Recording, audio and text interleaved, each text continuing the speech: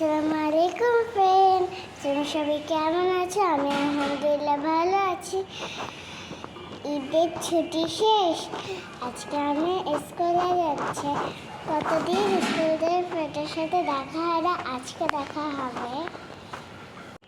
আমি পুরোপুরি রেডি হয়ে তোমাদেরকে দেখাবো। ফ্রেন্ড